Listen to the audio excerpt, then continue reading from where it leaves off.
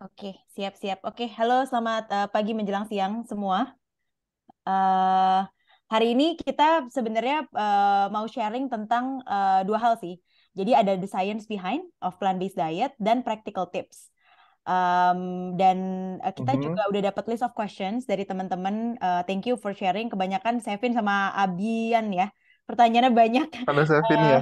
iya, ada Sevin. Tapi Sevin katanya bakal bakal nanti nonton recordingnya gitu. Jadi itu pertanyaan-pertanyaan itu udah kita masukin juga ke content presentation ini. Nah, kenapa sih kita bikinnya harus dalam presentasi gitu ya? Karena when it comes to plant-based diet, apalagi kalau teman-teman sekarang baru mulai jadi vegan gitu ya, nanti yang akan kalian rasakan tuh bukan kesulitan mencari makanan atau protein, tapi kesulitan menjawab pertanyaan-pertanyaan seluruh orang di sekitar kita yang tiba-tiba jadi concern tentang nutrition status kita gitu. Nah, menurut aku dan Max, cara terbaik menjawab pertanyaan itu adalah either dibecandain, tapi dikasih edukasi yang benar tentang the evidence-based side of things gitu, sehingga ya banyak dari teman-teman kita dulu yang lumayan sering ngecengin kita gitu tentang kita going vegan, actually malah sekarang jadi ikutan gitu, either mereka adopting fully vegan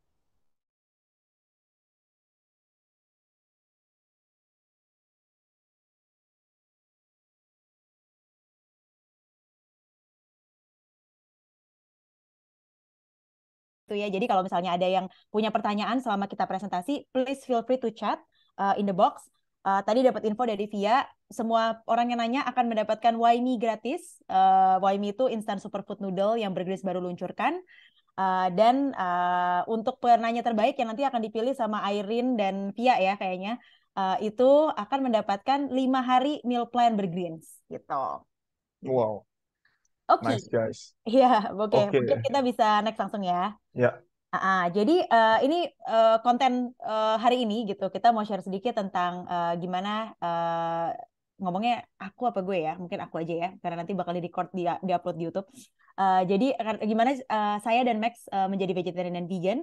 Terus kita bakal share the scientific side of things, kemudian practical tips on plant-based diet, dan beberapa tips spesifik tentang promil, pregnancy, dan breastfeeding, karena ada beberapa pertanyaan spesifik tentang itu, nutrition myths and facts yang banyak banget, dan your burning questions. Jadi ada pertanyaan dari Mbak Nadia juga, dan nanti kalau misalnya teman-teman ada pertanyaan di chat box akan kita jawab di terakhir. Oke, singkat aja, aku harus tutup WhatsApp nih sebentar ya. Tentang kenapa sih aku bisa jadi memutuskan untuk jadi vegetarian and vegan gitu ya. Jadi sebenarnya kita itu awal jadi vegetarian and vegan, aku sendiri sekitar 17 tahun yang lalu. Dan aku alasannya waktu itu untuk kesehatan. Di mana dulu tuh aku dari kecil, ini fotoku waktu bayi, bisa dilihat sininya merah-merah gitu. Ada eczema, dan ada sinusitis dan ada asma. Jadi dari 6 bulan tuh aku punya 3 chronic health issues itu yang sifatnya selalu kambuh-kambuh-kambuh-kambuh terus. Dan kambuhannya tuh karena banyak banget pemicu gitu. Jadi aku waktu itu alergi lebih dari 20 jenis makanan. Terus aku waktu itu alergi debu, alergi AC, alergi tempat dingin. Jadi dimanapun bisa kambuh. Dan aku waktu itu selalu dikasih, kebetulan mamaku dokter, jadi selalu dikasih obat antihistamin dan kayak kortikosteroid gitu. Dan waktu aku SMP, karena aku makannya jangka panjang, aku mengalami beberapa side effect kayak insomnia, terus kacamata minusku tuh banyak banget. Dan bukannya makin sembuh, tapi kok kebutuhan obatku makin lama makin tinggi gitu. Nah, jadi waktu itu di SMP, usia-usia SMP, aku baca-baca buku tentang alternative healing, dan aku menemukan beberapa buku yang merekomendasikan pola makan nabati alami untuk penyembuhan penyakit kronis. Karena katanya penyembuhan penyakit kronis itu nggak ada obatnya. Jadi hanya bisa diobati oleh gaya hidup, dan pola makan itu adalah aspek besar dari gaya hidup yang bisa menyembuhkan. Jadi dari situ aku coba menjadi vegetarian. Zaman dulu makanannya nggak sekeren sekarang ya. Jadi banyakan makan makanan rumah, nasi merah, tumis-tumisan sayur, tempe tahu dimacem-macemin gitu. Dan dalam 2 tahun itu penyakitku berangsur-angsur sembuh. Dan dari situ aku jadi memutuskan untuk stick with the vegetarian diet sampai sekarang, yang kemudian jadi vegan. Nah, kalau Max mungkin bisa share sendiri nih. Ya, kalau aku mungkin emang agak berbeda sedikit ya jadi sebenarnya idenya sendiri sih tercetus tuh waktu pas tinggal di Belanda gitu. Jadi I was a heavy meat eater, terus nggak pernah yang namanya mindful eating, nggak ada yang namanya consciousness of of of kayak apa ya, healthy healthy eating tuh belum belum exist sama sekali waktu itu sama sama sama saya gitu kan. Itu di 2012. Nah, pas 2012 itu memang ada satu major episode in my life gitu ya, di mana saya mengalami kayak depressive symptoms yang cukup melumpuhkan saya lah gitu. Nah, jadi dari situ sebenarnya awal perjalanan kayak mencari meaning dari hidup gitu. Dan memang waktu pas mencari meaning itu banyak dari kayak kata hati sendiri gitu ya. I want to do something kayak in relation to animals and environment gitu ya. Karena it feels right to me gitu. Ternyata pas dari dulu saya pas masih kecil atau pas masih growing up gitu-gitu, pas lagi mikir apa yang membuat saya senang ya gitu. Ternyata going to nature and playing with animals itu yang selalu muncul gitu. Nah, jadi dari situlah kayak akhirnya saya menemukan kayak I connect the dots gitu ya. Um, about kayak and also kayak menjadi pemicu apa ya yang cukup kuat gitu untuk saya memulai vegetarian lifestyle itu sendiri gitu. Ya tentu abis itu pas saya ngelakuin itu saya ngerasa buat animal, tapi saya sendiri merasakan banyak sekali health benefits gitu. Ya saya sendiri tuh dulu punya penyakit kronisnya, saya kan semua orang pasti punya penyakit kronis berbeda-beda ya. Penyakit kronisnya saya itu adalah constipation. Ya, jadi constipation udah belasan tahun dan itu hilang begitu aja setelah saya switch ke plant-based diet. Dan itu setelah constipation-nya hilang, berat saya turun dari 90 sampai 72 waktu itu dalam waktu 3 sampai 4 bulan saja gitu kan. Eh, Kayak energinya jadi lebih banyak dan lain-lain gitu ya. Jadi maka dari itulah kayak inspirasinya itu sebenarnya datang dari animals dan environment, tapi sebenarnya banyak banget benefitsnya buat health juga gitu. Oke. Yes. Nah, dari awal kita memang memiliki internal motivation gitu ya untuk menjadi vegetarian and vegan, kita juga tipe orang yang kita tuh tipe orang yang riset banget lah sebelum melakukan sesuatu. Karena aku dan Max tuh bukan tipe orang yang bisa mengambil keputusan berdasarkan kata orang atau kayak oh karena tradisinya gini kita ngelakuin ini gitu. Kita tuh orang yang kepo dan pingin mencari truth kita sendiri dan itu kita lakukan dengan berbagai jenis riset. Nah, cara paling gampang, ini by the way, Max, ini WhatsApp kamu bukan sih? Kalau iya boleh dimatiin nggak? Oh, sorry. Ya, thank you, thank Um, you. Nah, jadi kalau misalnya dari segi dokumenter, ini ada dua yang kita rekomen banget buat teman-teman tonton. Satu, Cowspiracy. Kayaknya kebanyakan teman-teman di sini udah nonton ya kemarin nobar bareng di Bergreens. Itu hubungan dari pola makan dengan environment, jadi dari climate change dan lain-lain, dan bagaimana pola makan nabati itu bisa mereverse climate change bila dilakukan secara kolektif. Nah, dari segi kesehatan, itu What the Health, itu produsernya sama, direkturnya juga sama, dan itu bagus banget. Itu kayak ngomongin tentang gimana plant-based diet bisa nyembuhin cancer, autoimmune, diabetes, dan lain-lain gitu. Nah, tapi kalau teman-teman benar-benar pingin belajar lebih dalam, aku sama Max tuh belajar plant-based nutrition di Cornell University, online course, namanya, dia Cornell, dan itu kayak 3 bulan, dan itu tuh menjelaskan banyak banget mitos tentang nutrisi dan apa faktanya sehingga kita tuh bisa mengambil keputusan dengan lebih inform gitu. Nah, beberapa riset-riset tersebut kita share di sini juga di hari ini gitu karena itu yang biasanya ditanyain sama banyak orang. Next. Oke. Jadi dari banyaknya riset tentang nutrition, sebenarnya yang aku dan Max paling suka untuk share ke orang-orang itu adalah Blue Zones. Di sini ada yang udah pernah dengar belum ya tentang Blue Zones? Mungkin bisa share di chat box aja kalau misalnya ada. Oke, aku lihat belum ada nih kayaknya ya berarti. Jadi Blue Zones itu adalah long living. Yes, betul banget Abian. Pasti ini ya karena meditasi udah pernah dengar tentang Blue Zones. Jadi Blue Zones itu tuh riset dari sorry ini masih ada WhatsApp kayaknya via kali ya. Mungkin kalau boleh tab-nya di close dulu via WhatsApp ya. Thank you. Jadi ada riset dari National Geographic dan orangnya tuh yang riset namanya Dan Buettner. Dan Buettner. Nah, Dan Buettner ini tuh traveling all around the world untuk nemuin di mana sih orang-orang yang umurnya paling panjang, paling sehat, dan paling bahagia. Nah, jadi akhirnya setelah dia traveling kemana-mana, dia menemukan 5 kota ini. Okinawa, Jepang, Ikaria, Greece, Sardinia, Italia, Loma Linda, California, dan Nicoya, Costa Rica. Di mana orang-orang di kota-kota ini, itu tuh 1 dari 3 penduduknya umurnya mencapai 90 tahun. Dan populasi yang umurnya 100 tahun, itu paling banyak konsentrasinya di 5 kota ini. Nah, si Dan Buettner ini pingin zoom in. Sebenarnya apa yang mereka makan, apa yang mereka lakukan di hidupnya, sehingga umur mereka kok bisa panjang dan sehat. Jadi umur panjangnya tuh 90 tahun masih ke ladang, Bahkan di beberapa kota ada 50 tahun masih melahirkan gitu. Jadi akhirnya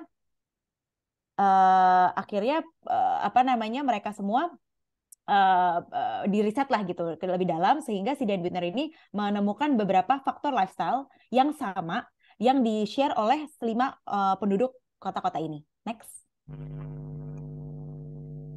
Oke. Nah ini adalah pola hidup mereka. Dan yang di tengah, di diagram Venn tengah itu adalah kesamaan mereka semua. Jadi yang pertama adalah mereka tuh orang yang sangat dekat dengan family. Mereka tidak merokok. Mereka pola makannya itu berbasis nabati. Jadi 90% sampai 100% sumber nutrisi mereka itu datang dari nabati. Mereka aktif secara fisik gitu ya, not necessarily ke gym, tapi mereka memang kayak gaya hidupnya aktif aja gitu. Terus mereka itu socially engaged, jadi mereka punya komunitas-komunitas yang memiliki kesamaan either faith atau passion gitu, dan mereka suka kongko sama komunitas-komunitas itu. Dan yang terakhir, main protein mereka itu source-nya dari legume atau polong-polongan. Jadi kayak soy, kacang merah, kacang hijau, dan aneka jenis kacang-kacang lainnya, di mana itu biasanya lokal dari masing-masing kota-kota tersebut gitu. Next. Nah, ini kalau misalnya kita menzoom in ke apa yang dimakan atau berdasarkan sumber kalori orang-orang di Okinawa Jepang yang kita rasa deket sama orang Indonesia ya. Kita makan nasi juga gitu. Jadi ternyata dari sumber kalori mereka bisa dilihat mereka tuh kalorinya banyak datang dari kompleks karbohidrat. Di sini adalah sweet potato. Mereka banyak makan rice, mereka banyak makan vegetables, dan mereka sumber protein, mereka protein intake-nya tuh medium ya. Jadi nggak high protein intake kayak urban population seperti sekarang. Mereka medium aja, dan kebanyakan legumes. Animal protein hanya mereka consume occasionally gitu, dan sisanya tuh other foods. Nah, ternyata riset yang ini juga dimiliki sama riset yang sama di China. Jadi di China tuh ada Chinese Medicine Journal yang juga ingin menemukan kalau misalnya di Cina orang-orang yang umur sampai 100 tahun di desa-desa umumnya mereka makan apa. Dan ternyata pola makannya mirip banget sama orang-orang di Okinawa Jepang. Dan legume juga mereka sama seperti Indonesia ya. Yang paling banyak dikonsumsi adalah soy. Yes, so um, nah ini position paper. Position paper tuh adalah kayak suatu statement yang dikeluarkan oleh kayak suatu badan gitu ya. Dan ini sebenarnya umurnya udah 9 tahun sekarang. So Academy of Nutrition Dietetics itu kenapa mereka big deal gitu ya? Karena mereka itu the largest body of nutritionists. Jadi ada 50.000 nutritionist yang tergabung di Academy of Nutrition and Dietetics, dan mereka jadi memiliki ya suara lah ya, suara yang lantang gitu ya, tentang apa pola makan yang baik dan yang tidak baik gitu ya. Dan mereka bisa menggunakan posisi itu untuk mengeluarkan anjuran ataupun guideline. Ya, jadi apa sih sebenarnya guideline atau kayak anjuran mereka terhadap vegetarian diets? Yang pertama, pola makan ini adalah pola makan yang baik untuk semua stages kehidupan sebetulnya. Ya, pola makan yang baik untuk semua stages kehidupan. Ya, ini jadi penting sekali karena ini salah satu yang banyak orang juga khawatir gitu. Ya, oh kalau ini hanya untuk dewasa doang gitu. Tapi ternyata enggak gitu, tapi untuk semua stages. Nah, termasuk pregnancy atau ibu-ibu hamil, laktasi yang sedang menyusui, infansi saat saat balita, childhood pas masih kecil, adolescence pas remaja, dan saat kita dewasa ataupun kita atlet. Ya, asalkan kita itu merencanakannya dengan baik. Ya, jadi nggak cuman kayak makan mie instan doang gitu kan, atau kayak nasi putih sama kerupuk doang gitu kan, atau kayak yang cuman monogram monogram kayak gitulah. Ya, asalkan kita makan, nanti kita bakal bakal lihat kayak apa piringnya. Asalkan itu diplan dengan baik, dengan piring yang balanced diet, ya. Sebenarnya pola makan yang namanya gizi nabati itu sangat-sangat sehat, ya, dan sangat mencukupi nutrisi, dan bahkan bisa dipakai untuk menjadi bagian dari penyembuhan atau pencegahan berbagai-bagai penyakit. Yes, dan sekarang tuh dietitian kalau ngomongin tentang healthy diet, bukan plant-based bahkan healthy diet, udah banyak conversation tentang kita nggak bisa hanya ngomongin pola makan yang sehat untuk manusia, tapi kita harus ngomong pola makan yang sehat untuk manusia dalam limitasi bumi bisa provide.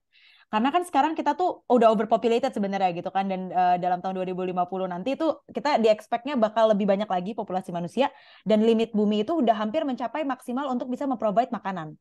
Nah, jadi sekarang tuh ada riset terbaru namanya Planetary Healthy Diet oleh Eat Lancet. Dia tuh menggabungkan 35 elit dietitian dan profesor nutrisi seluruh dunia, termasuk ada satu dokter dari Indonesia namanya Dr. Rina Agustina, dipimpinnya sama profesor dari Harvard. Dan itu basically mereka mengeluarkan si piring ini nih, namanya Planetary Healthy Diet, di mana ini adalah pola makan yang sehat untuk manusia dan sehat untuk bumi juga gitu. Nah, bisa dilihat di sebelah kiri itu plate-nya. Jadi setengah adalah sayur dan buah, terus sekitar 20% itu whole grain, jadi kompleks karbohidrat lah gitu ya.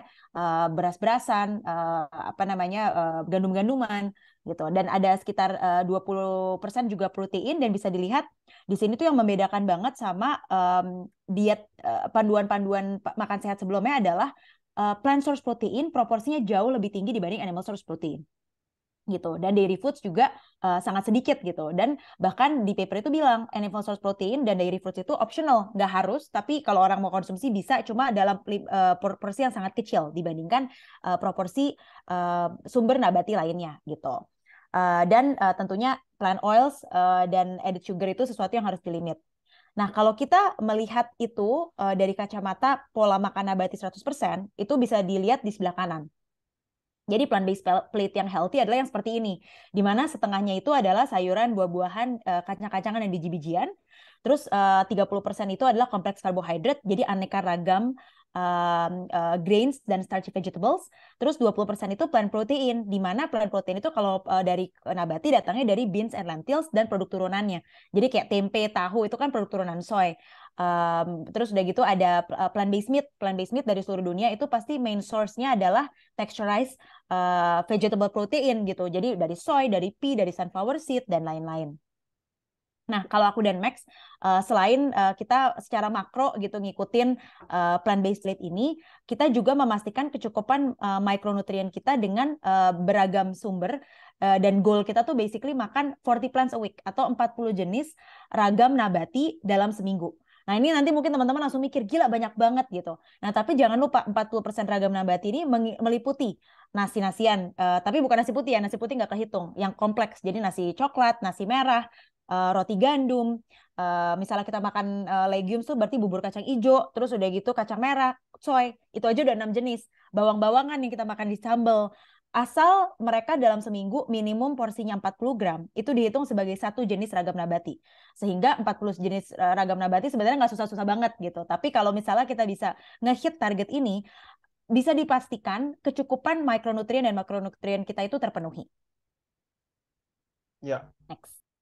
oke ya. Tadi kan udah Helga udah ngasih tahu mengenai tentang guideline sharing lah ya, mengenai tentang guideline piring itu sendiri gitu. Nah, mungkin saya sekarang pengen maju ke apakah ada bukti-bukti medis gitu yang sudah dilakukan ya, terutama tadi kita ngomongin kan mengenai tentang pencegahan ataupun penyembuhan penyakit-penyakit kronis gitu ya. Nah, ini saya mau sharing satu riset yang sebetulnya udah cukup lama, umurnya 20 tahun lebih ya. Dia dilakukan di US, di Cleveland Clinic namanya, oleh satu orang dokter bedah jantung yang sangat terkenal, namanya Dr. Caldwell Esselstyn. Caldwell Esselstyn. Ya, nah jadi si Dr. Caldwell Esselstyn ini adalah dokter bedah jantung yang terkenal, tapi dia juga a believer gitu, a believer of the healing power of food gitu ya. Dia tahu kayak intervensi melalui gizi itu menjadi penting juga. Nah, cuman dia sendiri nggak pernah nemuin dia belum, mungkin saat itu belum nemuin jurnal yang bisa dia pakai untuk menjadi basis gitu. Nah, makanya dia mau jadi pioneer. Ya, jadi apa yang dia lakukan? Dia mengikuti kurang lebih 200 pasiennya ya, yang sudah pasti sudah ada penyumbatan pembuluh darah, riwayat penyakit jantung dan lain-lain ya, 200 ya. Dan kemudian dia mengikuti pasien-pasiennya ini ya, dan dia melakukan penyuluhan segala macam untuk mengikuti pola makan gizi nabati, dan di follow setiap tahun sampai 12 tahun kemudian ya. Jadi dari 200 orang itu kurang lebih ada 21 orang yang nggak mau berubah makannya. ya, ada 100 dan habis itu ada 177 orang yang mau berubah makannya, ya. Nah, jadi sangat menarik. Nah, apa yang terjadi 12 tahun kemudian saat di follow up itu dari dua grup ini, grup yang kiri itu mengalami 100 kali lipat insiden, ya, insiden berulang gitu ya. Jadi apakah mereka kena stroke, apakah tiba-tiba penyumbatan pembuluh darahnya menjadi bertambah, pasang ring dan sebagainya dan sebagainya. Ya, ketimbang grup yang mengikuti pola makan gizi nabatinya gitu. Ya, jadi bisa dilihat di sini ya, ini adalah yang gambar di atas. Ini adalah kayak ini semacam kayak X-ray, tapi X-ray-nya tuh X-ray pakai X-ray untuk pembuluh darah. Ya, jadi mereka bisa lihat apakah pembuluh darahnya tersumbat atau enggak. Ya, pembuluh darah yang tersumbat itu warnanya bukan merah. Yang merah tuh berarti masih ada darahnya, berarti masih ngalir. Ya, kalau udah nggak merah itu berarti ini. Jadi bisa dilihat yang atas itu setengah tersumbat. Ya, setengah tersumbat. Nah, setelah diintervensi memakai pola makan nabati, kurang lebih 3 minggu, ya, pembuluh darahnya itu yang tersumbat itu plong lagi, ngebuka lagi. 3 minggu loh, sebentar banget sebenarnya, ya. Dan kemudian apa ceritanya kalau misalnya sudah 90% penyumbatan seperti yang bisa dilihat di kanan, ya. Ternyata itu bisa juga kembali lagi loh, gitu. Kembali lagi, tapi memang butuh waktu yang lebih lama, 32 bulan, kurang lebih 2,5 tahun, ya, mengikuti pola makan nabati. Tapi orang yang tadinya penyumbatan 90% itu menjadi 100% healthy lagi, ya. Dan ini sangat jarang diceritakan gitu, ya, oleh ya di Dokter-dokter luar jantung sana lah ya, sekalipun di gitu. luar sana maupun apakah tenaga medis dan lain-lain ini jarang sekali menjadi penekanan gitu, pencegahan ini ataupun cara penyembuhan seperti ini. Mungkin karena nggak ada duitnya ya, gitu. Oke, nah, kalau tadi si Dr. Esselstyn itu, Caldwell Esselstyn itu 21 tahun yang lalu ya risetnya. Sebetulnya kita udah tahu bahwa pola makan gizi nabati itu bisa dilakukan untuk penyembuhan itu dari 1979, bayangkan.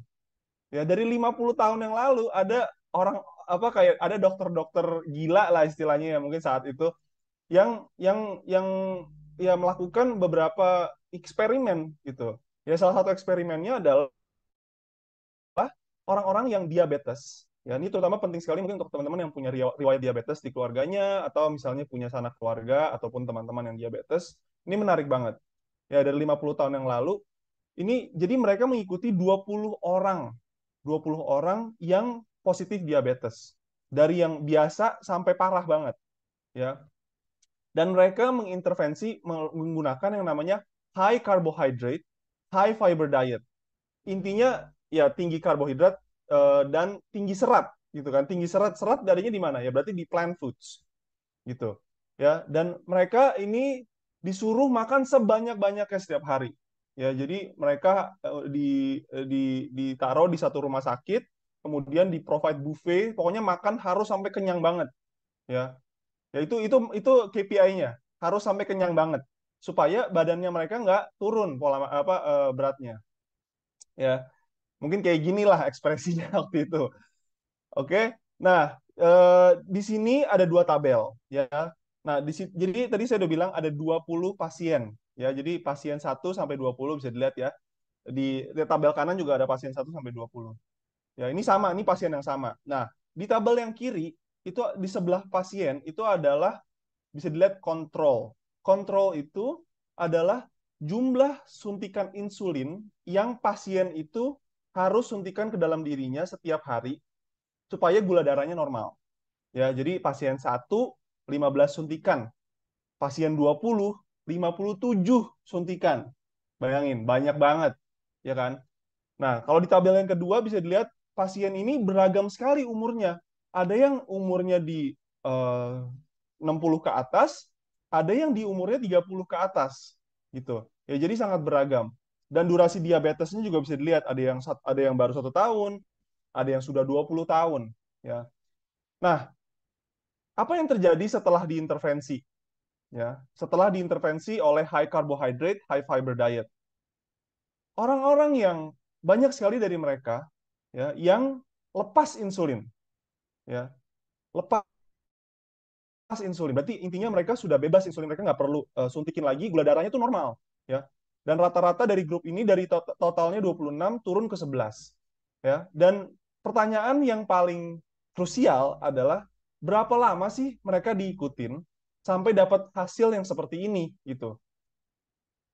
Jawabannya shocking banget adalah 16 hari. Hanya 16 hari, ya. Orang yang tadinya harus suntik insulin sampai 15 injeksi setiap hari itu lepas insulin loh dalam 16 hari. Coba bayangkan kayak banyak sekali orang-orang di luar sana yang didiagnosa kalau udah diabetes harus minum obat seumur hidup, ya. Padahal solusinya itu 16 hari kemudian atau ya mungkin 21 hari kemudian yang paling maksimal itu mereka bisa lepas insulin atau bisa mengurangi insulinnya dengan sangat-sangat drastis, 60% minimal gitu, ya. Dan ini ada satu kasus juga ya, yang mana dia pasien 15, 32 unit insulin setiap hari, 18 hari kemudian itu benar-benar hilang total gitu. Ya, jadi ini membuka mata juga ya, waktu pas saya nemuin jurnal ini beberapa tahun yang lalu, itu sangat-sangat membuka mata banget gitu. Ya, dan ini jurnal yang sudah lama, 50 tahun yang lalu ya. Kita hanya perlu ya ngebuka sedikit gitu harta-harta karun yang ini. Ya, dan sekarang mungkin juga tadi kan mengenai kayak penyakit-penyakit kronis ya. Terus juga ada beberapa riset yang kayak apakah ada hubungannya antara apa yang kita konsumsi dengan apa yang kita rasakan gitu. Ya, makan dan rasakan. Ya, ternyata ada gitu ya. Ternyata orang-orang ya ini ada satu studi jumlahnya 80.000 respondennya ya. Ternyata orang-orang yang memiliki kesehatan emosional yang optimal, ya stress management yang optimal itu dimiliki oleh orang yang mengkonsumsi 7 porsi buah dan sayur setiap hari. Ya, regardless apakah mereka seorang vegan ataupun enggak ya. Gini di sini yang penting di garis bawahnya adalah 7 porsi buah dan sayur setiap hari gitu. Ya. Nah, ini dilakukan nah ini saat riset ini itu dilakukan oleh namanya seorang dokter namanya Dr. Rob Knight ya. Dia adalah seorang profesor, guru besar yang namanya gut microbiome atau guru besar bakteri usus gitu lah ya dari Universitas of San Diego. Ya, jadi dia itu mempelopori yang namanya American Gut Project ya, satu proyek sangat besar gitu yang dilakukan. Mereka minta tolong ratusan ribu orang untuk submit sampel poopnya mereka gitu ke dalam ke labnya dia. Ratusan ribu orang, bayangin kan jijik banget gitu tapi luar biasa gitu dedikasinya dia. Dan ternyata setelah ratusan ribu data yang dia punya, dia bisa menarik kesimpulan bahwa orang-orang yang mengkonsumsi ragam nabati ya 30 minimal setiap minggu itu gut microbiome-nya happy banget, bakteri ususnya tuh happy banget. Dan ternyata bakteri usus yang happy itu adalah kunci dari yang namanya pola makan sehat itu sendiri gitu. Pola makan sehat harus membuat bakteri usus itu happy. Bakteri usus baik lah ya gitu. Nah, jadi kalau bakteri usus kita yang baik itu happy, walaupun banyak kayak bakteri-bakteri yang jumlahnya sangat banyak dan mungkin bersifat kurang baik dan lain-lain, kalau bakteri ususnya baik itu kayak kita memiliki sistem pertahanan internal yang sangat baik juga gitu. Jadi it doesn't matter kayak di luar sana banyak bakteri baik yang mungkin bersifat invasif dan sebagainya. Saat kita itu happy, dia akan menjaga sistem mekanisme pertahanan itu dengan sangat baik. Ya.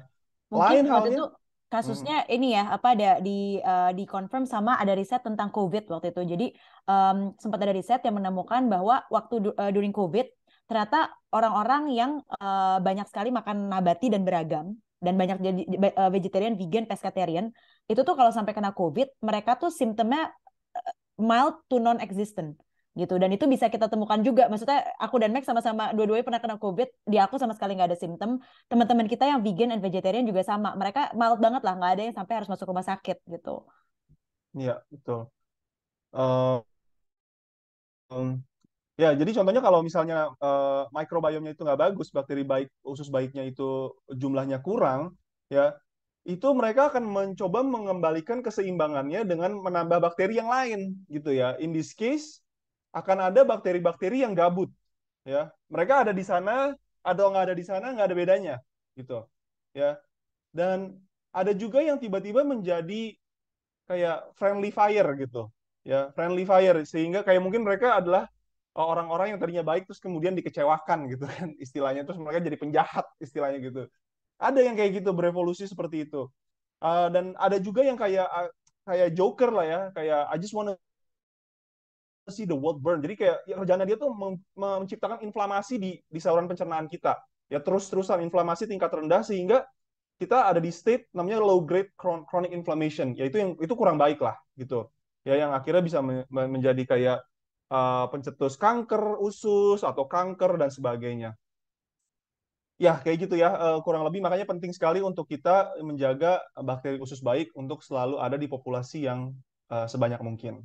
Ya, karena intinya kalau happy gut microbiome-nya, imun sistemnya pasti kuat, ya, bisa panjang umur kayak Blue Zones, ya, better emotional health juga bisa dipakai sebagai bagian dari penyembuhan atau pencegahan penyakit-penyakit kronis dan juga pastinya berat badannya ideal tanpa bahkan kita perlu mencoba terlalu keras. Tuh. Yes, nah sekarang kita masuk ke bagian kedua yaitu adalah myths dan facts. Jadi mitos pertama adalah banyak banget termasuk tenaga medis yang mungkin tidak belajar nutrisi atau mereka tidak membaca jurnal nutrisi terbaru gitu ya.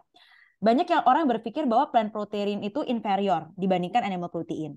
Nah, faktanya dengan riset-riset yang terbaru ada dua lah yang aku mau share di sini. Sebelah kiri itu ada tabel basically melihat asam amino profile dari plant protein dan animal protein.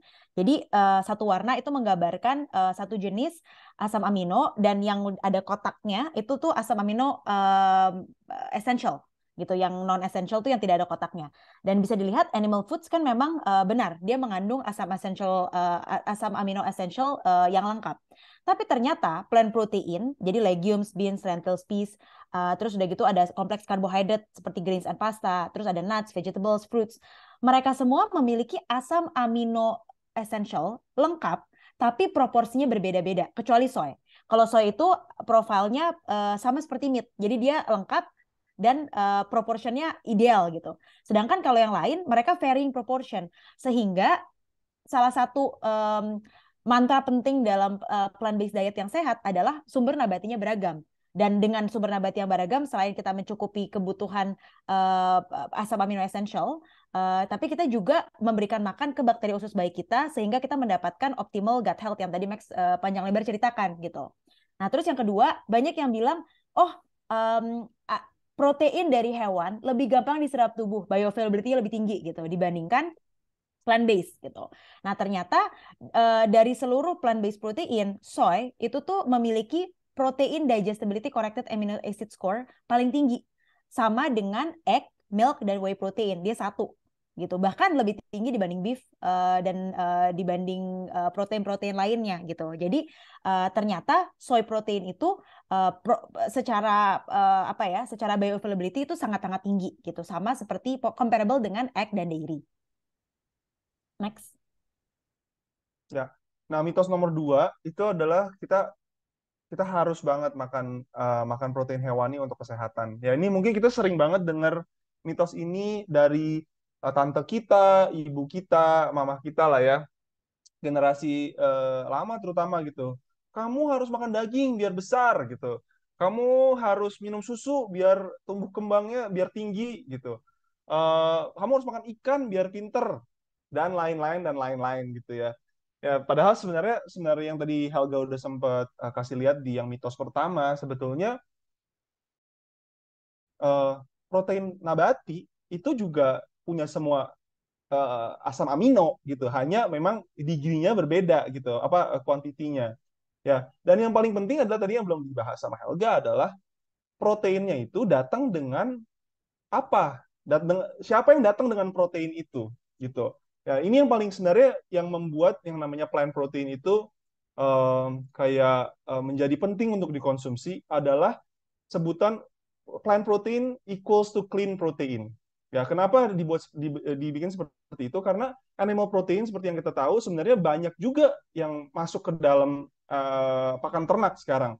Ya, yang dimakan oleh si ternak tersebut pastinya akan tertranslate ya seperti kayak hormon pertumbuhan, antibiotik, kolesterol, pestisida dan sebagainya gitu. Ya ini udah tidak bisa dielakkan gitu ya. Mereka harganya udah paling murah gitu kan. Kalau misalnya pengen lebih cepat sekarang, pengen lebih cepat apa namanya, petani ayam tadinya tadinya harus 3 bulan, sekarang udah turun ke 45 hari. Mereka mau nurunin lagi ke 31 hari. Gimana caranya? Antibiotik pasti. Antibiotik akan menggemukkan si ternak-ternak ini dengan sangat cepat gitu. Ya tentu bisa di luar sana ada ayam kampung dan sebagainya. Cuman di sini kayak ya pada akhirnya kan balik lagi ke Yang kayak paling kos mana banyak. yang paling murah gitu kan istilahnya. Ya. Nah jadi itu satu. Nah tapi yang kedua adalah si eh, animal protein juga sebetulnya datang dengan bagasi yang kita tidak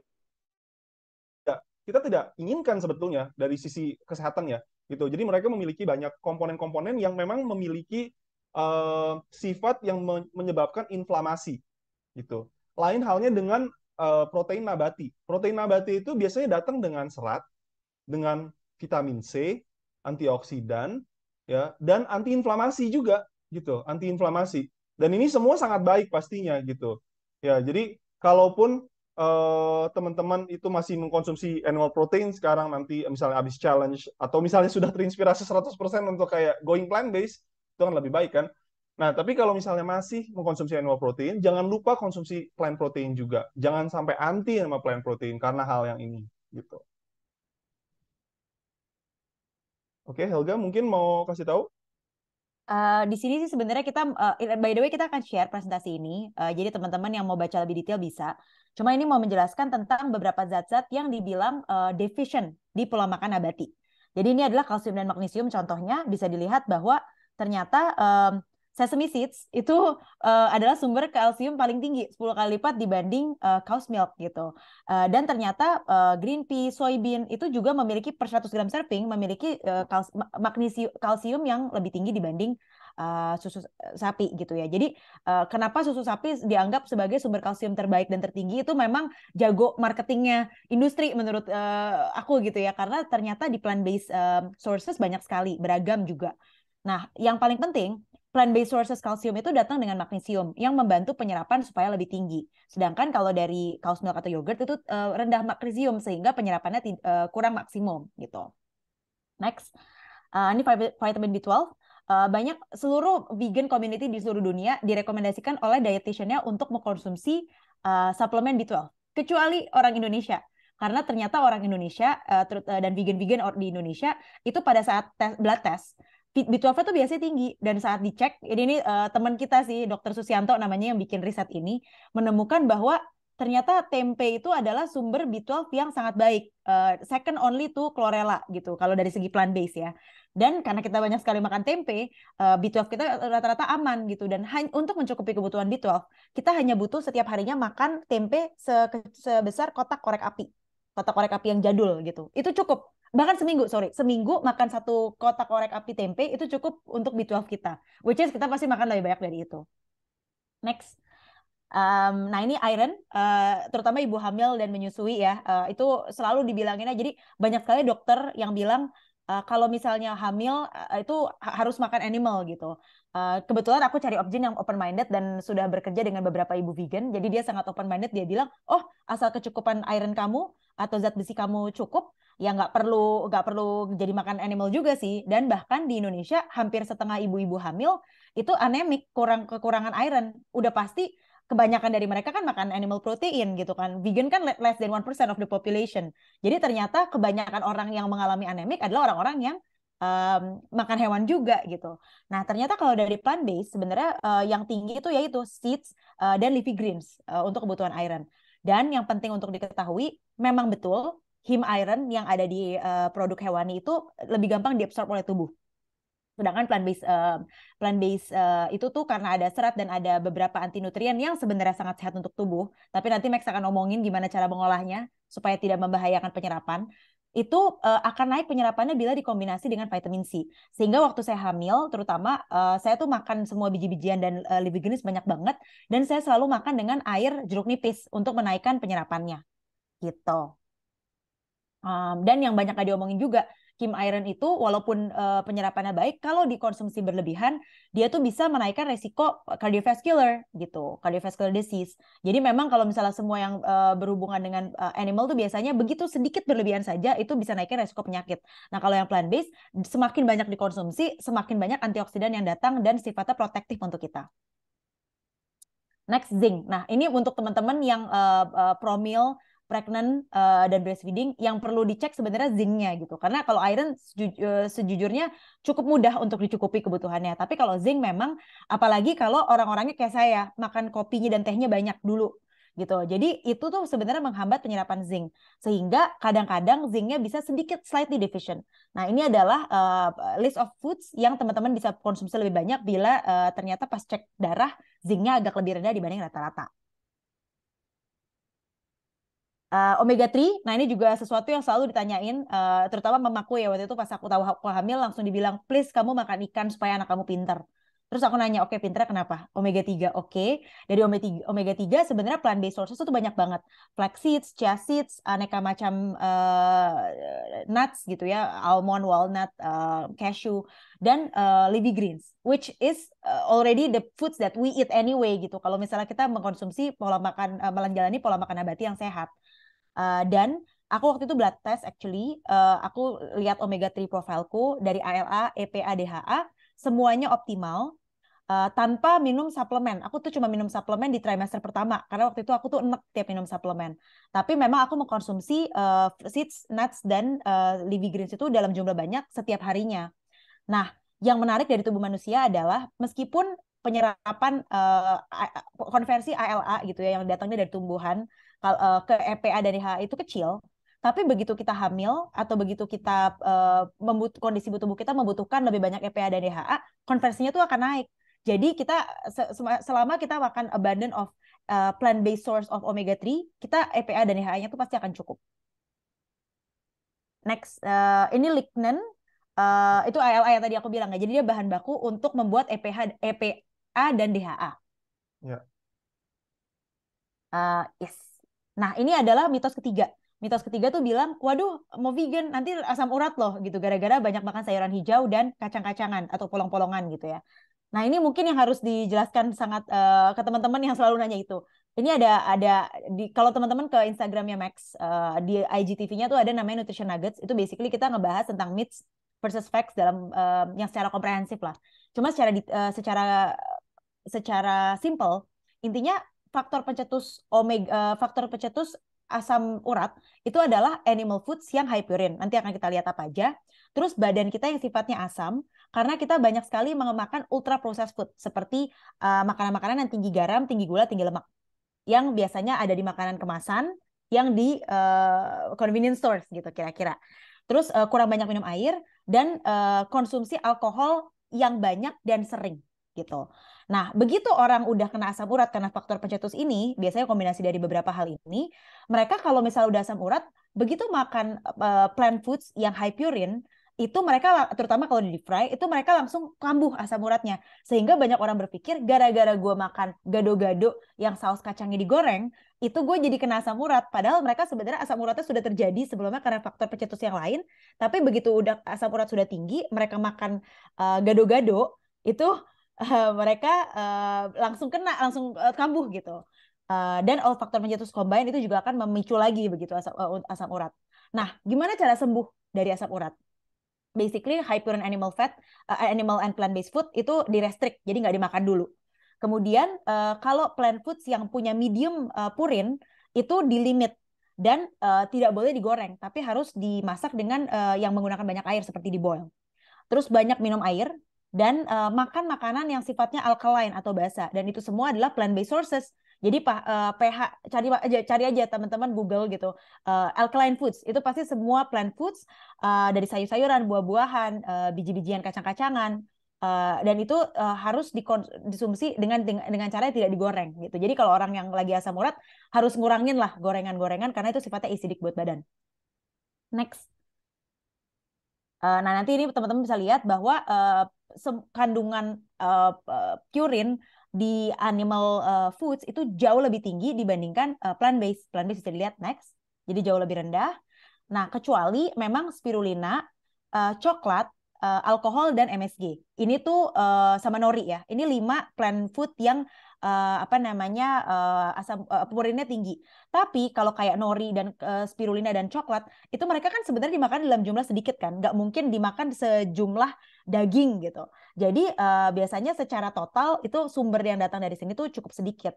Nah, tapi memang definitely kalau teman-teman udah kena asam urat, MSG dan alkohol itu sesuatu yang harus direstrik.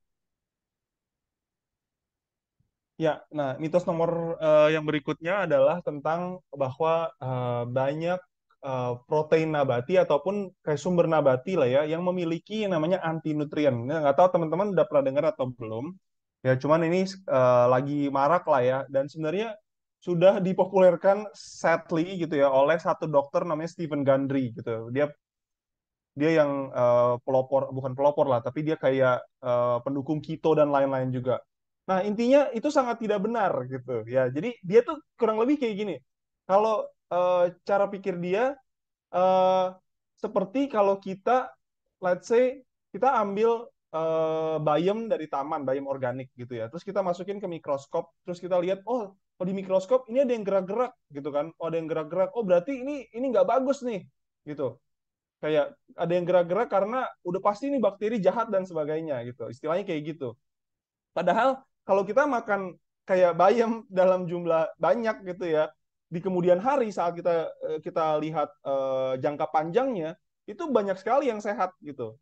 Nah, kurang lebih itu juga analogi yang saya mau pakai di sini gitu. Banyak sekali uh, kayak orang-orang yang salah kaprah gitu, anti nutrien kayak ada dua yang paling sering disebut phytate sama oxalate ya. Nah, phytate itu yang saya pengen fokus di sini adalah yang biasanya ada di kacang-kacangan ya. Jadi biasanya kalau teman-teman bilang, gue mau makan plant protein deh gitu. Wah, tapi nggak sehat loh, hati-hati gitu kan karena dia tuh menghambat nutrisi gitu. Nah, itu sangat tidak benar karena kalau kita sebenarnya melihat hanya di mikroskop, memang betul saat dia mentah itu ada phytate-nya. Cuman kita kan nggak mungkin makan kacang kedelai mentah. Kita nggak mungkin makan kacang merah mentah gitu kan. Pasti kita apa? Pasti kita rebus. Nah, ternyata setelah direbus 15 menit aja phytate-nya hilang semua gitu. Nah, kita tuh bahkan merebus kacang nggak mungkin 15 menit karena kan keras banget gitu kan. Jadi pasti akan lebih lama lagi gitu, 40 menit mungkin. Jadi fightingnya udah hilang semua gitu. Tempe, tahu semua itu kedelai-kedelai yang itu juga sudah pasti sudah dimasak. Kacang hijau kita makan nggak mungkin kacang hijau mentah. Kita makan bubur kacang hijau dan lain-lain. Ini this is me making a point gitu. Kalau ada orang yang bilang seperti itu, ya seperti yang Dr. Alan Desmond yang bisa dilihat di depan ini, any doctor or any nutritionist yang bilang bahwa kita harus jangan makan lektin karena hal tersebut, then run away gitu, because they don't know what they're talking about gitu. Karena ternyata setelah dilihat secara jangka panjang, studinya tuh populasi gitu ya, justru orang-orang yang makannya banyak seperti ini kayak si Okinawa sehat-sehat gitu.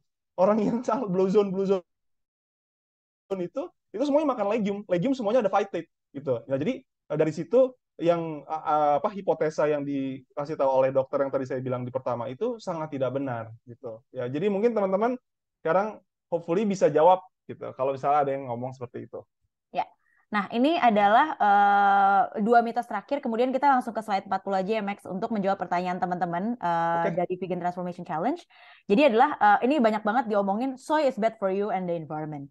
Nah, jadi banyak dokter, terutama dokter yang cukup senior, itu bilang bahwa orang yang punya kanker, terutama kanker payudara, harus tidak memakan soy. Dan orang yang punya miom, punya PCOS gitu-gitu ya, pokoknya penyakit-penyakit yang berhubungan dengan konsumsi terlalu banyak estrogen nick foods gitu, itu tidak boleh memakan soy juga, selain tidak boleh makan daging merah dan produk dairy, produk susu gitu, karena high estrogen. Nah, padahal di soy itu estrogen itu hanya dimiliki oleh hewan betina. Jadi estrogen itu tidak mungkin ada di tumbuhan gitu. Nah, yang ada di soy itu adalah namanya isoflavon, jadi antioksidan yang disebut fitoestrogen. Dan fitoestrogen ini malah sifatnya protektif terhadap kanker. Karena dia tuh memiliki kemampuan untuk menaikkan atau menurunkan estrogen level di tubuh kita tergantung kebutuhan. Jadi kalau kita kekurangan estrogen akan dinaikkan, kita kelebihan estrogen akan turun. Yang kedua dari segi environment banyak yang bilang, aduh soy itu tuh penyebab deforestasi di hutan Amazon. Nah, yang mereka tidak tahu, hutan Amazon itu ditebang 90% untuk menanam soy dan corn yang menjadi makanan untuk livestock. Jadi 77% soy production di dunia itu diberikan ke ternak hewan yang kemudian hanya memberikan makanan untuk mencukupi kebutuhan kalori kurang dari 20% dari global population gitu. Jadi kalau misalnya soy tersebut soy yang kita kasih ke hewan ternak, kita berikan ke manusia langsung, kita tuh bisa memberikan makan 4 miliar penduduk tambahan di bumi ini gitu. Jadi sebenarnya ya benar Mbak Nadia, dia tuh hormone regulator sebenarnya. Jadi sifatnya protektif terhadap kanker. Yang terakhir adalah kedelai kan GMO. Jadi nggak sehat untuk dimakan. Padahal kedelai kan tadi kita udah bilang ya, secara sumber protein punya secara digestibility dia on par sama animal protein seperti casein dan egg gitu. Nah, ternyata GMO itu sampai sekarang sebenarnya masih debatable apakah GMO itu sehat atau tidak sehat untuk manusia. Kita semua adalah guinea pig-nya nih. Tapi yang jelas kedelai GMO yang difermentasi menjadi tempe itu kehilangan sifat GMO-nya. Dan ternyata yang berbahaya dari GMO itu yang udah confirm ini berbahaya adalah kedelai GMO itu membutuhkan banyak sekali pestisida. Dan pestisida itu kalau dikonsumsi oleh tubuh kurang baik efeknya. Nah, cuma sayur-sayuran non-organik gitu ya sifatnya ya dan kedelai termasuk yang GMO dan ada banyak pestisida untuk konsumsi manusia itu selalu kita cuci. Dan saat kita cuci kebanyakan pestisidanya itu luntur sebelum kita konsumsi. Kemudian kita masak pula. Nah, ternyata kandungan pestisida paling banyak itu ada di kedelai yang diberikan untuk hewan ternak. Tidak dicuci karena mahal kan kalau nyuci kedelai untuk dikasih hewan ternak. Jadi masih rich pestisida dimakan. Kemudian tersimpan dalam jaringan lemak hewan. Jadi ternyata saat kita cek waktu itu ada jurnal lah yang mengecek kandungan pestisida di tubuh manusia paling banyak datang dari mana? Ternyata bukan dari sayuran non organik, tapi datangnya dari daging merah, produk susu dan seafood. Karena pestisidanya tadi tersimpan di jaringan lemak. Kalau seafood kenapa banyak pestisida itu? Karena limbah agrikultur pestisida akhirnya bermuara di air dan di air itu ya disitulah seafood terpapar gitu dari pestisida-pestisida tersebut. Next, ini myth ke-6 yang terakhir dan menjawab pertanyaannya Mbak Abian. Apakah plant-based meat itu buruk untuk kesehatan? Nah, jadi ada banyak banget nih narasi-narasi dari beef industry di US yang bikin media editorial gitu bilang bahwa animal meat is better than processed plant-based meat. Jadi kalau kita ngomongin processed food versus non-processed food, protein bar itu adalah processed food, tapi it's a healthy healthy processed food gitu kan. Dehydrated vegetables, jadi chips vegetable, chips fruit yang cuma di oven doang atau di dehydrate doang, itu adalah snack yang sehat. Tapi kalau kita ngomongin potato chips kemasan yang sudah digoreng, terus udah gitu ditambahin MSG, ditambahin banyak banget garam, pewarna, perisa dan lain-lain, itu adalah ultra processed food yang tidak sehat. Jadi cara kita membedakan processed food versus ultra processed food. Ultra processed food itu yang disebut tidak sehat, itu adalah mereka memiliki 3 zat tinggi. Tinggi gula, tinggi lemak, tinggi garam. Dan biasanya ada pengawet, ada MSG dan lain-lain gitu. Sedangkan kalau misalnya plant-based meat itu baca ingredientnya aja. Jadi plant-based meat itu ada yang sangat clean label, di mana semua ingredientnya kita bisa baca, kita bisa mengerti dan natural. Ada yang mungkin biasanya yang murah ya, plant-based meat yang murah, yang formatnya tuh nugget, sosis gitu ya. Itu mereka ada tambahan-tambahan preservatif, MSG dan banyak zat-zat kimia yang kita nggak bisa ngerti itu apa. Nah itu yang kita sebut not clean label. Namun terlepas dari plant-based meat itu clean labeled atau tidak, sebenarnya udah ada riset yang mengcompare. Kalau dibandingin sama animal meat, sehatan mana sih? Nah ini ada satu yang terkenal banget dari Stanford. Mereka membandingkan, jadi ada anak orang-orang yang selama ini non-vegan ya, non-vegan, non-vegetarian, mereka omnivore. Mereka 8 minggu makan animal meat 2 kali sehari. Kemudian di 2 minggu berikutnya mereka bukan 2 minggu, 8 minggu. Kemudian 8 minggu berikutnya mereka makan plant-based meat tanpa makan animal meat sama sekali. Yang mereka temukan konklusinya ternyata plant-based meat alternatif itu mengimprove cardiovascular disease risk factor, artinya menurunkan resiko kena sakit jantung. Termasuk diantaranya kolesterol levelnya turun dan TMAO-nya di darah itu berkurang. TMAO itu pokoknya byproduct dari reaksi tubuh yang menentukan apakah kita tuh punya resiko tinggi terkena sakit jantung gitu. Next, nah ini yang berhubungan dengan gut health yang tadi Max bahas. Apa sih hubungannya, apa sih efeknya orang makan plant-based meat ke gut health? Dan basically risetnya dilakukan di UK, pakai brand yang clean label. Kalau yang tadi Swap Your Meat itu pakai brand yang not necessarily the cleanest label gitu. Nah ternyata mereka itu melihat hasilnya setelah men-swap their meat from animal to plant-based, efeknya di microbiome itu positif karena ada penurunan reaksi dari bakteri usus yang buruk dan ada kenaikan reaksi dari bakteri usus yang baik. Nah, mungkin kita langsung ke slide 40.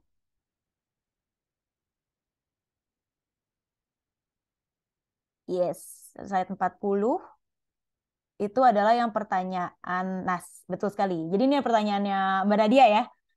Jadi is all alcohol plant-based? If not, what drinks are not plant-based and why? Max mungkin? Mhm. Apakah semua alkohol plant-based? Pastinya kalau ininya apa namanya bahannya sendiri bukan sebagian besar, hampir semua itu plant-based ya. Cuman biasanya ada yang sudah terkenal, sudah banyak lah ya, yang kayak wine, ternyata ada yang memakai kayak eh, kalau nggak salah usus ikan gitu untuk sebagai filtrasi gitu. Nah itu jadi kayak ada beberapa proses-proses yang memakai benda-benda seperti itu gitu. Nah jadi biasanya ada yang vegan ataupun nggak vegan karena itu. Tapi alkohol sendiri sebenarnya plant based.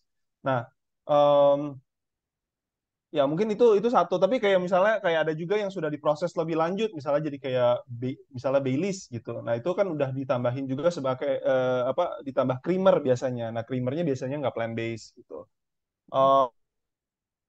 Em, gitu sih ya. Mungkin aku nambahin aja tadi berhubungan sama yang asam urat juga ya. Ini kayak tadi aku mau menekankan sebenarnya yang asam urat itu yang terbukti gitu ya bahwa itu memicu dia pencetus dan pemicu juga itu adalah bir sama liquor gitu. Ya in this case wine itu nggak dapat rap seburuk itu gitu kurang lebih. Ya jadi kalau misalnya teman-teman mau ya memang kayak masih alkohol, mungkin wine in this case terutama untuk teman-teman yang punya riwayat asam urat ya gitu. Itu adalah the safest choice gitu. Tapi tidak tetap kalau lagi proses penyembuhan sebaiknya dihindari ya. Kalau Iya, proses iya, penyembuhan iya, asam iya urat nggak. ya. Dan maksudnya ini absolutely unnecessary lah gitu. Walaupun banyak riset yang dibilang kayak dengan meminum 2 gelas red wine setiap hari kita akan menurunkan apa namanya, akan memperpanjang umur dan sebagainya. Sebenarnya ada juga yang riset-riset kayak gitu, gitu. Tapi sebenarnya kalau kita ngelihat kayak apa ya, semua jurnalnya gitu ya, akan aku baca lumayan banyak. Sebetulnya apakah kita butuh alkohol untuk dapetin perpanjangan umur itu ataupun perpanjangan kesehatan itu enggak juga jawabannya. Ya, Jadi ini optional gitu. betul. Ternyata faktor utama longevity adalah sumber protein utama dari legumes. Itu waktu itu yang semua riset bilang. Gitu. Yes, sama tapi Mbak Nadia mungkin kalau wine juga bisa tanya ke produsennya ini vegan atau enggak karena ada yang prosesnya pakai kalau nggak salah fish belly ya Fish proses belly ya, filtrasinya. Ha, ha. Jadi fish itu tinggal belly. ditanya aja ke produsennya vegan atau enggak. Ya. Kenapa mereka pakai fish? Aku Biasanya nambahin, katanya apa pori-porinya tuh kecil banget gitu. Ha, ha. Something Ini like that. Airin mau nambahin ya. peralkoholan maaf, Alkoholan ini adalah Airin. masih Ha, ha. Irene ya benar. flexitarian. Jadi untuk double confirm semuanya, jadi the wine itself atau misalnya bir, alkohol, vodka dan lain-lain itu semua bahan dasarnya tuh fermentasi dari potato, wheat dan teman-temannya. Jadi Ya. sebenarnya bahan dasarnya semua vegan. Tapi kayak yang Max ngomong, actually yang filtrasi dengan usus ikan itu bir. Guinness dulu yang terkenal kayak gitu. Tapi sekarang pun Guinness udah di seluruh dunia, hampir kayak tinggal di UK, yang dia masih pakai cara tradisional. Selebihnya sebenarnya udah vegan. Kalau wine Hmm. sendiri, untuk klarifikasinya, yang bikin dia jadi bening, itu banyak yang pakai putih telur albuminnya. Tapi Hmm. sebenarnya gini, di produk akhirnya udah nggak ada albuminnya. Tapi Tapi di untuk secara dia proses. clarify pakai albumin, betul. Jadi sebenarnya gini, ada vegan yang purist banget, ada yang vegan pokoknya di hasil akhirnya nggak ada. Jadi itu sebenarnya lebih pilihan, tapi kayak yang Helga ngomong, kalau concern memang langsung tanya aja ke produsennya. Plus kalau misalnya vegan, sorry, wine, sekarang tuh lagi banyak tren namanya raw wine. Jadi wine yang tidak difilter. Nah, itu udah 100%. Kalau misalnya mereka raw wine bar, itu udah 100% vegan gitu. Jadi sebenarnya nggak terlalu ada masalah. Kayak yang Helga ngomong sama Max, sebenarnya kita yang penting baca labelnya as passions. Ini bukan dosa nggak dosa gitu. Jadi Iya, santai aja. bukan dosa nggak dosa, dia benar Ya. sekali. Yes. Kedua Betul. tadi pertanyaan Thank you, kedua Iren. udah dijawab ya. Plant-based meat highly processed tidak termasuk dalam kategori ultra processed food. Dan kalau untuk negara-negara yang cukup maju industri makanannya kayak Singapura, jadi BPOM Singapura namanya SFA, itu udah memasukkan plant-based meat ke dalam healthier choice gitu. Jadi apakah sehat makan banyak itu kalau dibandingkan dengan animal protein Iya. terbukti ya secara jurnal jauh lebih sehat. Menaikkan kesehatan menurunkan resiko penyakit jantung dan lain-lain, kolesterol, mengimprove gut health. Tapi memang kalau kita bandingin sama whole beans itu tidak bisa menggantikan. Jadi bukan berarti dengan kita ada plant based meat bisa makan plant based meat aja, tapi kita tetap harus makan keragaman sumber nabati lainnya gitu. What is a good replacement for butter apart from olive oil? What margarine brands are vegan and not vegan? Max, mungkin replacement for butter? Iya. Sebenarnya tergantung untuk apa ya. Kalau saya sih kepikirannya langsung kayak buat roti ya. Kalau buat roti memang butter itu yang paling enak ya pakai peanut butter ya. Macam tipe peanut butter gitu. Yang tadi kita bilang lah kalau kalau kita sendiri memang nggak nyetok margarin di rumah. Kita nggak nyetok butter gitu. Kita pakai coconut oil ya kalau Kita misalnya mau menggunakan itu. iya, kita pakai coconut oil Or gitu atau making pakai pasta canola dishes, oil Max katanya. Buat bikin pasta. buat bikin pasta. Ya Uh-uh. kalau buat bikin pasta sebenarnya sih olive oil atau ya margarine ya. Sekarang margarine juga udah kayak mereka kayaknya udah banyak improvement juga sih gitu kayak mengimprove prosesnya, kayak remove trans fatnya segala macam. Tidak berarti mereka jadi sehat, enggak gitu. Olive Tapi oil, coconut eh, oil gitu ya. ya cuman tapi mereka bisa menggantikan dari sisi functionality gitu. Karena saya sendiri di dapur gitu, karena kadang juga saya nggak mencari selalu yang paling sehat, tapi paling fungsional gitu. Kalau saya pribadi ya kadang-kadang gitu. Saya tahu banyak orang juga di luar sana yang seperti itu gitu. Nah jadi mungkin kalau yang paling dekat butter tuh digantikan sama margarine sih gitu. Paling paling kalau margarine kebanyakan itu pasti vegan soalnya.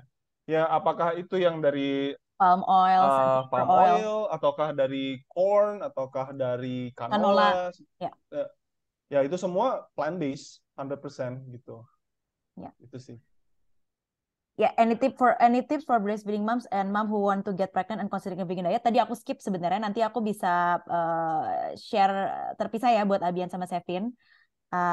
Tapi Ya. basically pola makanku sama aja sih sama pola makan aku belum hamil. Cuma basically aku lebih banyak secara kalori karena nafsu makannya banyak dan aku tipe orang yang sama sekali nggak pernah restriksi kalori. Kalau lapar makan dan aku makannya banyak banget. Jadi kayak Airin tuh suka terkesima gitu. Betapa banyaknya aku bisa makan di kantor. Sama aku mindful tentang 3 hal tadi, omega 3, iron, sama zinc. Ya. Terus deep fried chicken versus deep fried plant-based, misalnya tahu gitu ya, tahu goreng. Jadi oke, Ya. Uh, in general, deep fried itu bukan metode yang paling sehat, ya kan? Tapi aku dan Max, kita orang yang praktikal. Kita bukan tipe orang yang kayak makannya the cleanest ever. Karena buat kita orang culinary, kita juga suka kita suka makanan gitu dan kita nggak anti gorengan. Tapi memang gorengan itu bukan a big part of our diet.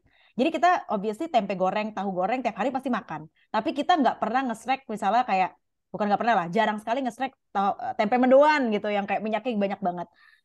Nah, tapi kalau misalnya kita bandingin fried chicken versus plant-based fried chicken misalnya, bedanya adalah yang sama karena sama-sama di deep fried, mereka ada minyak dan ada kandungan saturated fat. Tapi secara inheritance, misalnya si plant-based chicken dari soy, si chicken ya dari chicken. Secara inheritance, kolesterol adanya di chicken. Semua zat-zat yang tadi datang dengan dengan animal protein yang kalau digoreng bisa membuat Bermutasi gitu. ya bermutasi dan membuat resiko sakit jantung naik segala macam itu ada di animal protein. Jadi bahannya sendiri secara inherent dia udah ada kolesterol, udah ada saturated fat yang tinggi, sehingga kalau ditambah minyak goreng jadinya saturated fat berkombo gitu. Dan udah ada kolesterol juga dan udah ada zat-zat yang begitu digoreng naikin resiko kanker dan resiko sakit jantung. Plant protein on the other hand nggak punya inherent zat-zat tersebut sehingga ya berarti yang kurang baik dari situ adalah saturated fat yang datang dengan oilnya. Dan kalau kita sih tipe yang kalau makan pun occasional aja gitu, jangan menjadi bagian kayak sarapannya tiap hari gorengan gitu ya. Obviously itu sesuatu yang sangat tidak sehat. Ya harus in moderation sih kalau kalau yang ini. Karena kita juga ngelihat kayak sebetulnya yang popular snack di Indonesia kan gorengan. Ya tetap aja orang yang makan gorengan setiap hari gendut juga gitu. Itu Meskipun padahal plant based gitu iya kan, gorengan semua pisang 100% goreng plant sama based tapi tahu. gendut juga gitu kan. Ya. Ya jadi mungkin dari sisi itunya harus in moderation ya. Terus ya pak ya kalau bisa sih apa tapi Helga bener sih tadi udah kayak kalau misalnya dibandingin side by side gitu ya. Tadi kan kita udah lihat plant protein sama animal protein side by side. Kalau misalnya di deep fryingnya juga itu semua yang terrefleksi tadi itu di chart yang tadi yang ntar teman-teman bakal dapet presentasinya itu juga kalau misalnya yang di animal protein itu akan bermutasi gitu Ya. intinya gitu. Yang Sevin ini spesifik nanti kita ngobrol sama Sevin aja. Cuma suplemen ini sesuatu yang sering ditanya. Jadi suplemen yang kita makan agak beda ya. Kalau Max dan aku yang sama itu kita cuma makan vitamin D. B12 karena kita makan tempe banget kita nggak supplementing. Nah cuma sejak aku hamil dan menyusui aku tambahin suplemen magnesium zinc iron magnesium zinc kalsium. Dan itu aku low dose lah, nggak yang kayak jadi misalnya rekomendasi 2 aku cuma makan 1 karena aku tahu dari pola makanku saja cukup cuma aku tuh makan suplemen sebagai insurance. Sama iron itu aku biasanya 3 hari sekali gitu karena iron suplemen aku pernah coba aku enek dulu waktu hamil, setelah hamil udah nggak enek tapi membuat pup agak keras ya gitu, jadi aku sebenarnya kurang suka mendapatkan iron tuh dari suplemen gitu, makanya aku cuma 3 hari sekali minumnya. Oke, Hmm. Mungkin langsung. sorry aku mau nambahin aja sih sebenarnya omega 3 aku salah satu yang sebenarnya nggak terlalu religius banget kalau yang mengenai kayak makan suplemen ya Sevin.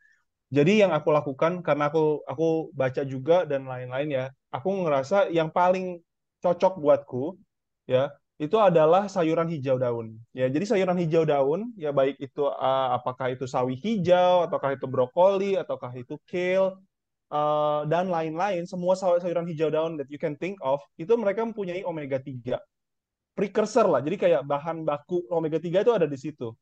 Ya, jadi aku sendiri karena aku sangat suka tumisan, aku makan sayuran hijaunya, daunnya itu jauh lebih banyak dibandingkan orang lain. Helga juga sebetulnya. Ya, itu jadi salah satu cara kita untuk supaya memastikan kita punya omega 3 yang bahan baku yang cukup. Nah, Benar. sama yang Flaxseed sih kedua yang kita kalau konsumsi tiap hari Max iya, banget. kalau yang kedua tuh flaxseed di smoothie itu adalah kayak biasanya sih rutin. Sama kalau saya pribadi sih, saya nyetok kayak roasted almond gitu ya di rumah. Saya paling cuma makan kayak 10 pieces per hari gitu. Ya, karena di almond sendiri ada, sekali lagi ada bahan raw material itu, gitu ya. Dan jadinya ya minimal saya makan 10 pieces per hari. Ya, itu juga dari sisi dompet juga nggak terlalu gimana-gimana banget gitu 10 pieces. Ya, jadi kayak gitu sih dan itu so far so good, nggak ada pernah ada masalah selama ini udah 11 tahun saya Ya, menjadi vegan gitu. omega 3 tuh aku suplemen cuma minum dari alga oil waktu trimester 1 hamil. Karena pernah cek waktu sebelum hamil, terus punyaku tuh kayak cukup tapi di batas rendah gitu. Jadi basically aku makan sebagai insurance plus mamaku cannot stop talking about nanti anaknya kurang kurang gizi gitu. Jadi aku kayak oke, aku makan alga oil. Oke, ini ada pertanyaan cukup banyak dari teman-teman peserta. Kita jawab dari yang paling dikit ya pertanyaannya. Oke, boleh. Leo, kalau seafood sudah tercemar pestisida dari limbah, bagaimana dengan seaweed dan cuka wakame yang masih termasuk plant-based? Apakah menurut kalian aman dikonsumsi? Nah, jadi the beauty of plant-based itu adalah meskipun mereka ditanam di daerah yang tercemar atau hidup di daerah yang tercemar, mereka itu kan nggak punya fat apa jaringan lemak gitu ya. Nah, limbah-limbah agrikultur seperti pestisida, merkuri, limbah-limbah pabrik gitu ya, limbah-limbah industri dan logam berat itu tuh mereka sangat berbahaya kalau mereka tersimpan di jaringan lemak karena nggak bisa dicuci. Kalau misalnya di sayuran termasuk cuka wakame, seaweed gitu ya, kan bisa dicuci. Jadi nggak mereka tidak tersimpan secara internal begitu. Nah, itu jadi menyebabkan biasanya bukan biasanya sih, semua plant source food itu kalau di piramid makanan itu paling di bawah sehingga kandungan toksinnya paling rendah. Nah, itu dan itu aku sama Max tipe yang kayak kita kan baca teori tapi kita pengen tahu juga di efeknya di kita. Kita blood test. Seluruh logam berat itu di kita berdua tuh sangat amat rendah gitu. Dan itu karena memang kita udah lama gitu kan melakukan pola makan nabati. Jadi jawabannya sangat aman. Ya, Terus kemudian ada pertanyaan cukup banyak nih dari Berry. ada yang dari atas banget kah? Ini ada Iya. Berry kan? Ya. Daddy Berry. 1, boleh dijelaskan cara naikin iron dengan plant-based harus dikombinasi dengan air jeruk nipis kah? Enggak. Semua jenis buah sayur yang tinggi vitamin C itu bisa menaikkan iron absorption. Cuma kalau Ya. aku, cara paling gampang buat aku berpikir waktu itu adalah pokoknya kalau gue lagi makan high iron food, gue makan sama nasi sama si air jeruk nipis karena sesuatu yang bisa jadi habit gitu. Ya, yang tinggi vitamin C apa aja sih? Cabe, ya cabe. Orang Indonesia kayaknya nggak perlu diajarin lagi lah makan cabe. Udah hatam banget gitu kan. Terus tomat misalnya atau paprika misalnya pas lagi numis let's say kacang sesuatu lah, misalnya kacang Arab atau kacang merah dengan paprika juga, itu bisa jadi cara-cara sendirilah gitu ya. Jadi setiap orang punya solusinya masing-masing tergantung kayak tingkat skill mereka di dapur juga dan kemauan mereka di dapur juga sebetulnya. Ya. Kedua, untuk menu bergreens, most of them ada mushroom. How to minimize the concern about bad habit eating mushroom. Mushroom is one of the healthiest food in the world.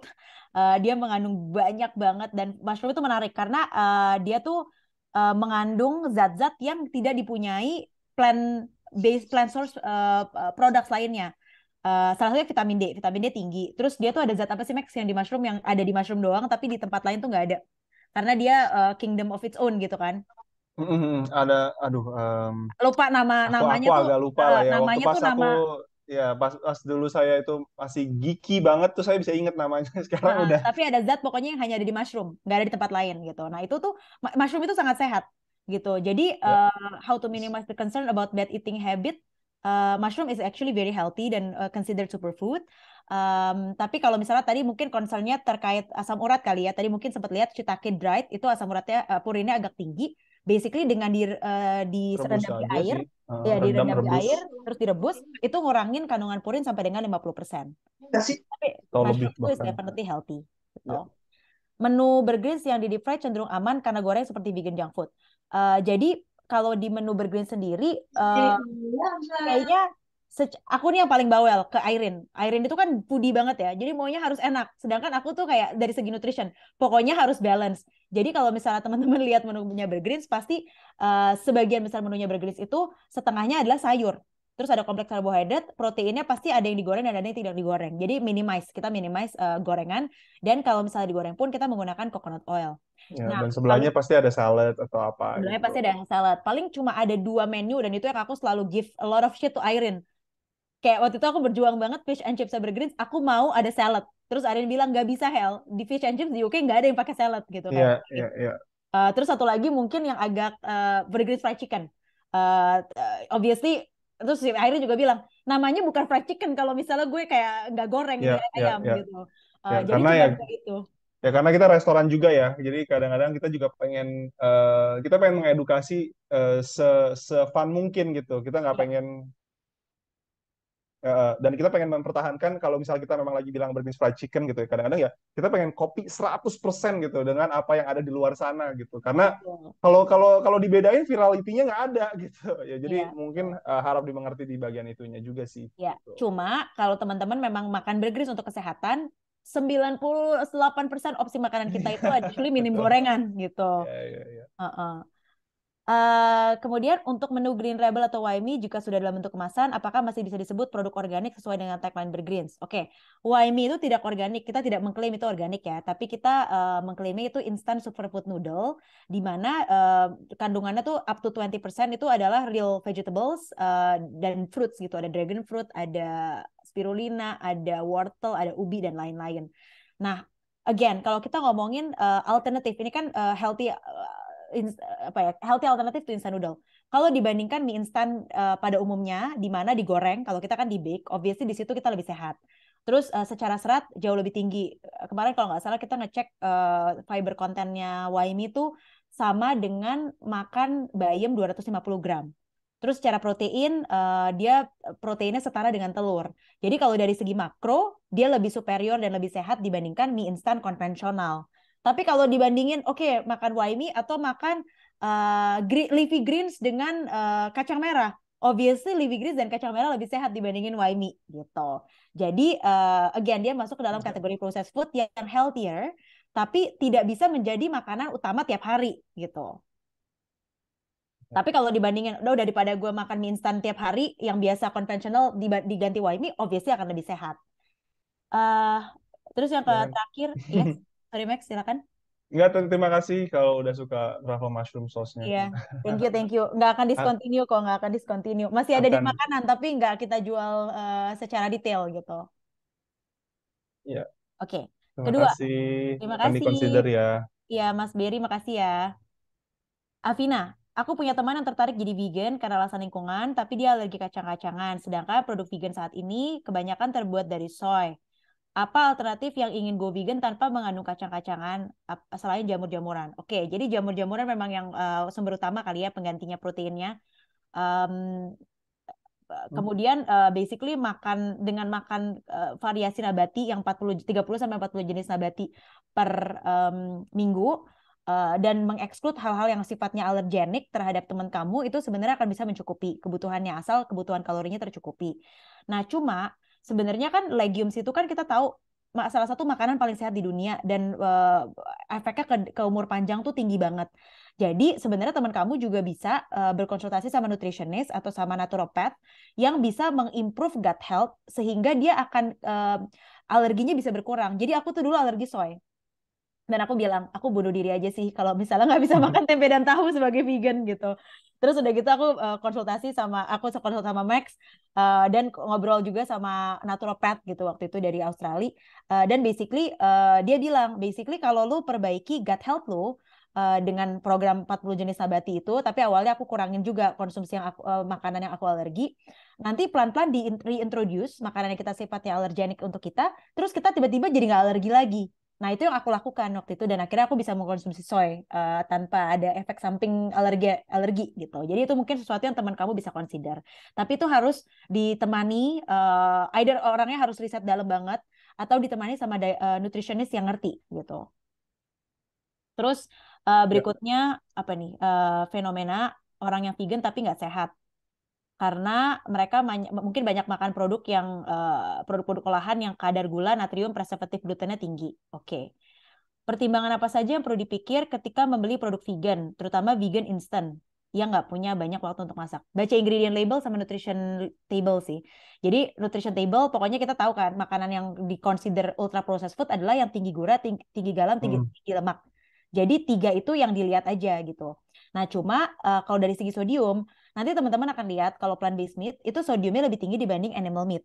Kenapa? Karena biasanya sudah dibumbui untuk rasanya seperti daging gitu kan atau yang udah kalau kayak Green Rebel kan udah jadi rendang, udah jadi sate. Nah, waktu itu sempat ada jurnalnya juga membandingkan sodium intake orang yang makan plant-based meat versus animal meat meskipun secara label sodiumnya lebih tinggi yang plant-based meat. Ternyata at the end sama aja konsumsi sodiumnya karena orang yang makan animal meat waktu saat masak akan nambah garam dan nambah bumbu-bumbu lain juga supaya dia berasa. Sedangkan kalau orang yang memasak dengan plant-based meat biasanya nggak nambah garam atau nggak nambah garam sebanyak itu. Jadi at the end tuh equal gitu. Dan dia tuh baca ingredient. Jadi ingredientnya semakin natural semakin baik. ya. Oke, pertanyaan dari Leo, mungkin Max ya bisa jawab. Untuk kacang-kacangan, cashew, walnut, almond kalau dimakan raw apa aman? Apakah sebaiknya harus di roast agar bad organismnya luntur seperti yang tadi di PPT jadi anti nutrien ya? Gitu. Oke, Mhm. gimana Max? Ya, kalau dimakan raw apa aman? Aku sendiri aku pernah makan kacang-kacangan raw itu. Aku ada mungkin nggak semua orang ya, tapi ada beberapa orang yang kayaknya bakal ada reaksi alergi sih. Ya, kayak aku sih sebenarnya kalau misalnya terlalu banyak makan cashew, walnut atau almond, itu alerginya biasanya di mulut sini sama kayak tiba-tiba di telinga tuh juga kayak tiba-tiba muncul kayak jendolan-jendolan putih yang isinya tuh lemak gitu. Ya, nah jadi ada efek-efek seperti itu kalau terlalu banyak memang dan apalagi kalau raw itu kayak kemungkinan besar ada reaksi alergi itu sangat mungkin. Jadi memang roasted itu dianjurkan sebetulnya ya. Bad organism in this case mungkin maksudnya anti nutrien ya. Anti nutrien itu paling bagus itu kalau dimakannya eh, kacang itu direbus atau kayak direndam dulu terus direbus. Tapi kan obviously kalau almond, walnut, cashew itu nggak bisa direbus dulu gitu kan. Kayak apa? nggak pernah dengar aja sih kayak almond rebus gitu kan, atau cashew rebus. Nah, jadi di sini dikonsumsinya harus secara moderation gitu atau secukupnya.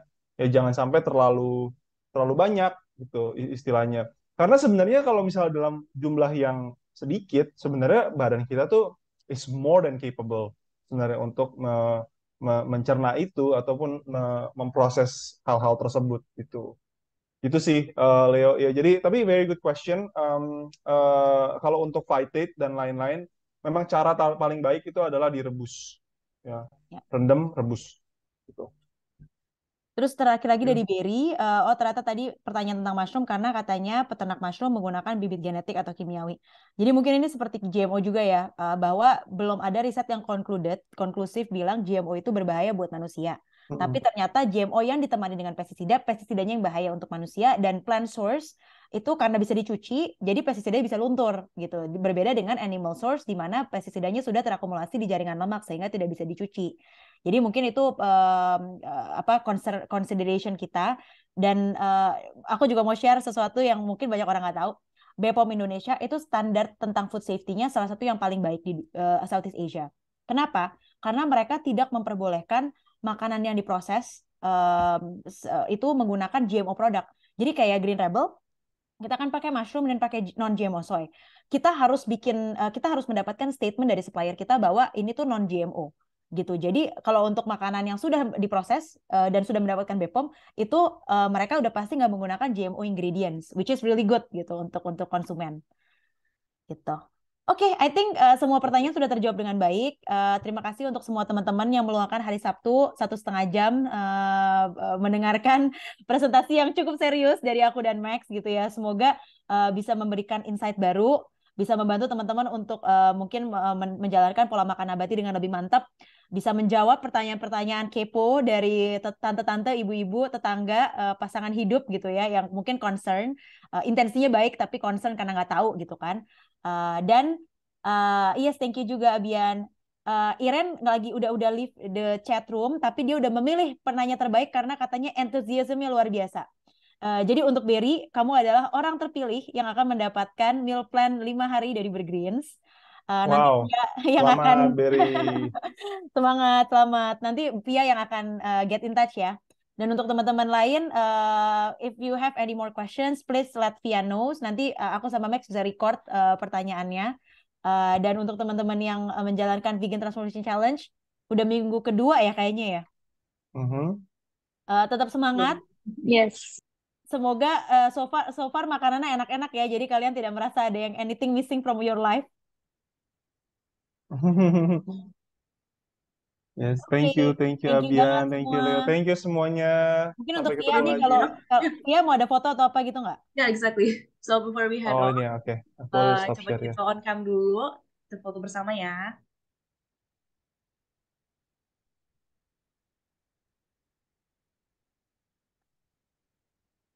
Ayo, ayo, yuk. Oke.